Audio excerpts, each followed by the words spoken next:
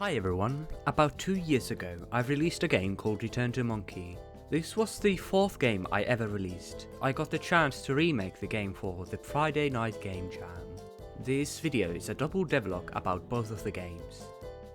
Return to Monke 1 was made for the 3rd Blacktron Prod Game Jam. The theme for this jam was less is more. I really didn't know what to do with this theme, so I started to look for some simple game mechanics from older games. The mechanics that shaped Return to Monke was inspired by Donkey Kong Jr. and its climbing mechanic. The pattern with these games that you will probably notice is that they really don't fit the theme well, which is partially because I didn't know what to do with the themes. After thinking about the mechanic for a while, I decided to make a quick prototype, because I was still somewhat unsure of what I should do. After making the prototype, I decided to continue with it. I also decided to try to make some art. Something that you may notice is that I tried to make more of a cartoony style at first. But then I came to the realization that I would not be able to make all of the art in the time I had, so I switched it to a pixel art style. After making some art, the game looked a lot more close to what the end product would look like. The only thing that is a bit different is the character sprites. I think that the current sprites look a lot better than the older ones. You may notice that the level looks similar to the end product. The reason for this is that I happened to design the first level while testing the controls, and I decided to stick with that design. After making the art, I decided to make the enemies. This is something that I would do differently if I were to remake the game now.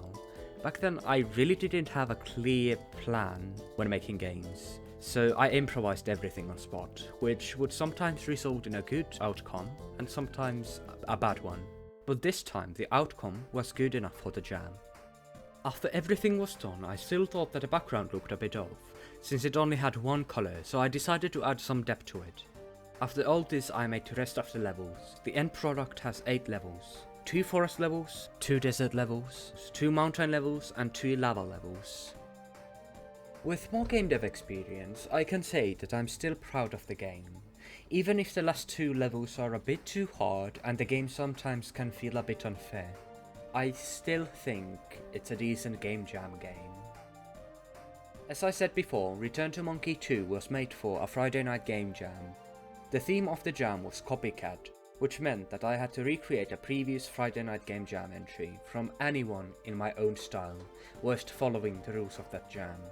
So, remember that Return to Monke 1 wasn't made for Friday Night Game Jam.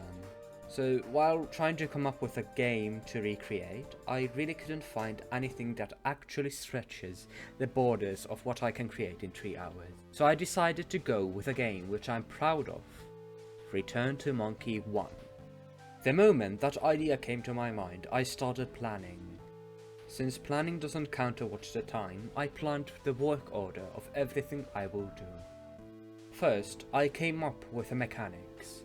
Mostly everything design-wise was the same as in the first Return to Monke, so I didn't really have to plan that much on that front. Then I moved to graphics. I decided to go with a pixel art style with thick outlines. The thick outlines help bring the whole art style together. Then I started planning the level design. I decided that instead of the original 8 levels, I'm just going to have 3 levels. This is a lot more realistic to achieve in the 3 hours. After all the planning, I finally started the timer. I started by programming everything.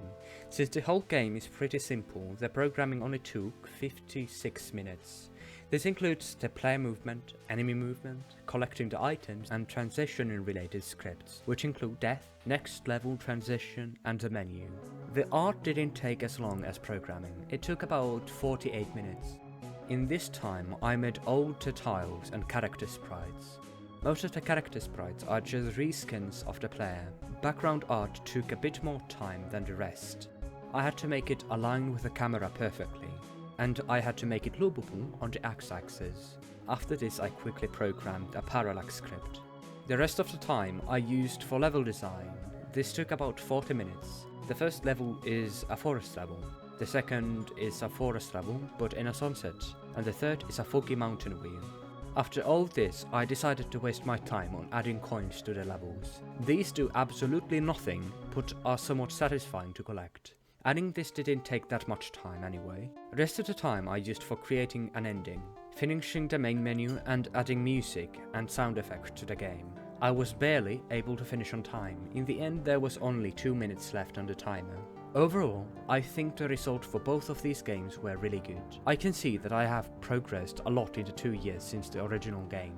There are some aspects that I like more in the original, and some aspects which I like more in the sequel. In the end, I'm happy with both of the games. There are some differences in the physics as well, for example when you climb up or down and hit a block. In the original you would have died, but in the sequel you don't. I can't wait to see what next version of Return to Monke will look and feel like.